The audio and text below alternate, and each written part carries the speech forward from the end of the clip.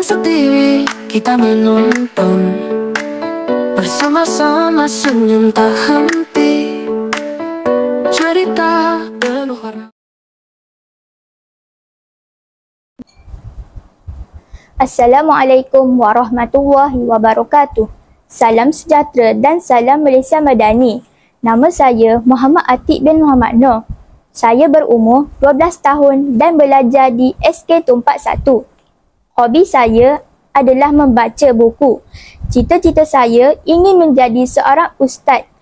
Saya amat teruja untuk kongsikan berkenaan dengan buku bertajuk Belas Kasihan. Buku ini adalah hasil karya seorang penulis lelaki bernama Nur Azizul Harun. Ia diterbitkan pada tahun 2010 oleh Edumat Distributors. Buku ini mempunyai 16 muka surat bercetak, berwarna-warni serta bahasa yang mudah difahami untuk pembaca cilik seperti saya. Apa yang sangat menarik perhatian saya lagi ialah buku ini menceritakan tentang kisah beberapa jenis haiwan yang tinggal di dalam sebuah hutan. Di antara haiwan yang tinggal di dalam hutan itu ialah sekawan anjing, sekawan burung gagak.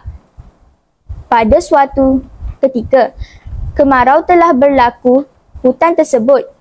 Sekawan anjing telah terkesan dengan kemarau yang telah berlaku. Mereka berbincang sesama sendiri untuk mencari makanan dan minuman. Pada masa yang sama, mereka terhidu bau makanan. Mereka cuba mencari di mana makanan itu. Rupa-rupanya, sekawan gagak sedang makan daging haiwan.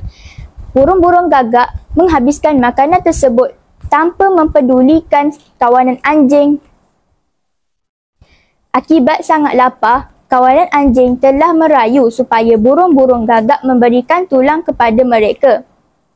Burung-burung gagak memberikan tulang kepada anjing. Nilai murni dalam cerita ini ialah kita hendaklah menolong orang yang berada dalam kesusahan. Saya menyarankan semua orang membaca buku ini kerana ilustrasinya yang menarik dan cerita yang memberi banyak pengajaran yang baik. Terima kasih.